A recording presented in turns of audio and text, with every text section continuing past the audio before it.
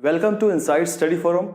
आज के वीडियो में हम बात करने वाले हैं सिलेबस के बारे में और हम बात करेंगे कि चाइल्ड डेवलपमेंट एंड पेडागोजी यानी बाल विकास एवं शिक्षण विधियों का जो सिलेबस दिया गया है वो सिलेबस क्या है और किस तरीके से हमको प्रत्येक टॉपिक को ध्यान में रख करके तैयारी शुरू करनी है। ठीक है, तो उससे पहले कुछ बुक्स हैं जो मैं आपको दिखाना चाहता हूँ। देखिए, एक बुक हमारे पास में ये है, इसको आप तैयारी कर सकते हैं, इस बुक से आप पढ़ सकते हैं, या फिर एक किताब ये है। ठीक है, ये बेस्ट बुक्स हैं, या फिर आपके पास जो बुक्स हैं अगर आप उनसे तैयारी कर रहे हैं तो आप उन्हीं को पढ़िए। अगर आपके पास बुक्स नहीं है तो आप लोग ये बुक खरीद सकते हैं। और इन दोनों बुक्स को लिखा है डॉक्टर मालती सारस्वत ने और ये अच्छी किताबें, इनमें ऑलमोस्ट आपको सीटेट और यूपीटेट का पूरा कंटेंट मिल जाता है, तो आप लोग ज़रूर इनको फॉलो करें अगर किताब कोई नहीं खरीदी है तो। ठीक है, अगर किताब खरीद चुके हैं पहले से कोई तो उसी को फॉलो करें और उसी को 10 बार पढ़ें। ठीक है, चलिए तो हम लोग स्टार्ट करते हैं अपना पूरा सिलेबस जो भी डिस्कस करना है हमको, ताकि आप लोग समझ पाएँ कुछ बेसिक बातें जो बाकी लोग नहीं समझते हैं। ठीक है, स्टार्ट करते हैं। पेपर 1 कक्षा 1 से 5 के लिए प्राथमिक स्तर के लिए इसमें हम बात करेंगे बाल विकास एवं शिक्षण विधियों का पाठ्यक्रम क्या है, सिलेबस क्या है। क्योंकि किसी भी एग्ज़ाम को क्रैक करने के लिए सबसे पहले हमको उसका सिलेबस पता होना बहुत ज़्यादा ज़रूरी है। अब इसमें बात करेंगे हम प्राथमिक स्तर के लिए, लेकिन जो उच्च प्राथमिक स्तर है उसके लिए भी सिलेबस इसका सेम ही रहेगा। हो सकता है कि 1 या 2 पॉइंट कुछ डिफरेंट हो, लेकिन ऑलमोस्ट ये सिलेबस भी सेम रहेगा क्लास 6 से 8 के लिए भी। ठीक है, तो स्टार्ट करते हैं। तो सबसे पहले हम बात करेंगे बाल विकास के बारे में। इसमें बाल विकास का अर्थ क्या होता है, आवश्यकता तथा क्षेत्र कौन कौन से हैं, बाल विकास की अवस्थाएं कौन सी हैं, शारीरिक विकास कैसे होता है, मानसिक विकास क्या है, संवेगात्मक विकास, भाषा विकास, और इसमें अभिव्यक्ति क्षमता का विकास, और फिर सृजनात्मकता एवं सृजनात्मक क्षमता का विकास क्या होता है। तो यहाँ से क्वेश्चंस ज़रूर आएंगे।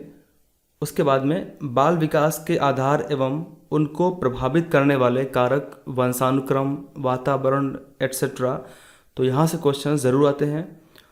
तो इसमें जैसे पारिवारिक, सामाजिक, विद्यालयी, संचार माध्यम इत्यादि। उसके बाद सीखने का अर्थ तथा सिद्धांत। अब यहाँ से क्वेश्चंस ज़रूर आते हैं कि कौन कौन से सिद्धांत किन किन लोगों ने दिए हैं। ठीक है, कुछ विशेष नाम हैं, उनके आपको याद करना बहुत ज़रूरी है, उनके बारे में वहाँ से क्वेश्चंस ज़रूर आते हैं। जैसे कोलहर का सिद्धांत क्या है, प्याजे का सिद्धांत क्या है, व्योगास्की का सिद्धांत क्या है। तो ऐसे कुछ सिद्धांत हैं जो बहुत ज़रूरी है जानना। जब हम पूरा बाल विकास पढ़ेंगे तब आपको एक एक सिद्धांत के बारे में मैं डिफ़ाइन करूँगा। तो यहाँ पे हम समझते हैं कि इसका जो सिलेबस दिया गया है, सीखने का अर्थ तथा सिद्धांत, इसमें क्या क्या हमको पढ़ना है। अब इसमें आप एक चीज़ ज़रूर ध्यान रखें कि इसमें मैं सिर्फ ये सिलेबस को रीड कर रहा हूँ और ये बताने का प्रयास कर रहा हूँ कि इस सिलेबस आपको अपने दिमाग में सेव करके रखना है, बिकॉज क्वेश्चंस यहीं से आएंगे। जो क्वेश्चंस बनेंगे आपके यूपी टेट के एग्ज़ाम में वो क्वेश्चंस इसी सिलेबस से, इसी पाठ्यक्रम से बनेंगे। तो आप लोग इस पाठ्यक्रम को ज़रूर याद करें, अपने दिमाग में रखें। ठीक है, अगर आप वीडियो देख लेंगे तो आपके दिमाग में पूरा पाठ्यक्रम सेव हो जाएगा। तो स्टार्ट करते हैं। तो इसमें सबसे पहले हम बात करेंगे अधिगम, यानी सीखने का अर्थ क्या होता है और उसको प्रभावित करने वाले कारक। उसके बाद में अधिगम की प्रभावशाली विधियाँ कौन सी होती हैं, अधिगम के नियम, जैसे थॉर्नडाइक के सीखने के मुख्य नियम एवं अधिगम में उनका महत्व क्या है, अधिगम के प्रमुख सिद्धांत तथा कक्षा शिक्षण में इनकी व्यवहारिक उपयोगिता, थॉर्नडाइक का प्रयास एवं त्रुटि का सिद्धांत, पैवलव का संबद्ध प्रतिक्रिया का सिद्धांत, स्किनर का क्रिया प्रसूत अधिगम सिद्धांत, कोहलर का सूझ या अंतर्दृष्टि का सिद्धांत, प्याजे का सिद्धांत, व्योगास्की का सिद्धांत, सीखने का वक्र, अर्थ एवं प्रकार, सीखने में पठार का अर्थ और कारण एवं निराकरण। तो यहाँ से क्वेश्चंस आएंगे, ये आपको पूरा प्रिपेयर करना पड़ेगा और आपको पूरा प्रिपेयर कराया जाएगा। उसके बाद हम बात करेंगे शिक्षण एवं शिक्षण विधाएं कौन कौन सी हैं। इसमें सबसे पहले हम बात करेंगे शिक्षण का अर्थ तथा उद्देश्य क्या होता है, संप्रेषण, शिक्षण के सिद्धांत कौन कौन से होते हैं, शिक्षण के सूत्र कौन कौन से होते हैं, शिक्षण प्रविधियाँ क्या हैं, शिक्षण की नवीन विधाएं कौन सी हैं, सूक्ष्म शिक्षण एवं शिक्षण के आधारभूत कौशल। यहाँ से क्वेश्चंस आएंगे, आपको इतना प्रिपेयर करना पड़ेगा। उसके बाद हम बात करेंगे समावेशी शिक्षा निर्देशन एवं परामर्श। यहाँ पे जो विषय वस्तु आपको दी गई है उसमें शैक्षिक समावेशन से अभिप्राय, पहचान, प्रकार, निराकरण, यथा, अपवंचित वर्ग, भाषा, धर्म, जाति, क्षेत्र, वर्ण, लिंग, शारीरिक दक्षता, दृष्टिबाधित, श्रवण बाधित एवं बाक, अस्थिबाधित, मानसिक दक्षता। दूसरा है समावेशन के लिए आवश्यक उपकरण, सामग्री, विधियाँ, TLM एवं अभिवृत्तियाँ। उसके बाद में समावेशित बच्चों का अधिगम जांचने हेतु आवश्यक टूल्स एवं तकनीकी कौन कौन सी हो सकती हैं।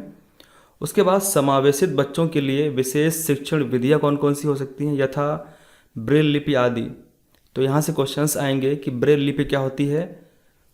उसके बाद समावेशी बच्चों हेतु निर्देशन एवं परामर्श।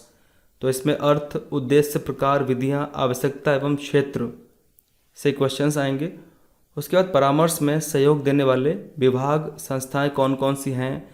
तो हो सकता है कि यहाँ से क्वेश्चंस जो आपसे पूछे जाएं। तो इसमें मनोविज्ञान शाला, उत्तर प्रदेश, प्रयागराज। उसके बाद में मंडलीय मनोविज्ञान केंद्र, ये मंडल स्तर पर है। फिर जिला चिकित्सालय, जिला शिक्षा एवं प्रशिक्षण संस्थान में प्रशिक्षक, डाइट मेंटर। उसके बाद में पर्यवेक्षक एवं निरीक्षण तंत्र। उसके बाद समुदाय एवं विद्यालय की सहयोगी समितियां कौन कौन सी हैं। उसके बाद सरकारी एवं गैर सरकारी संगठन कौन कौन से हैं। तो यहाँ से क्वेश्चंस आएंगे। और फिर बाल अधिगम में निर्देशन एवं परामर्श का महत्व क्या है। और अंत में आपको अधिगम और अध्यापन के बारे में जानना होगा। यहाँ पे आपको बालक किस प्रकार सोचते हैं और सीखते हैं, बालक विद्यालय प्रदर्शन में सफलता प्राप्त करने में कैसे और क्यों असफल हो जाते हैं, इसके बारे में आप जानेंगे।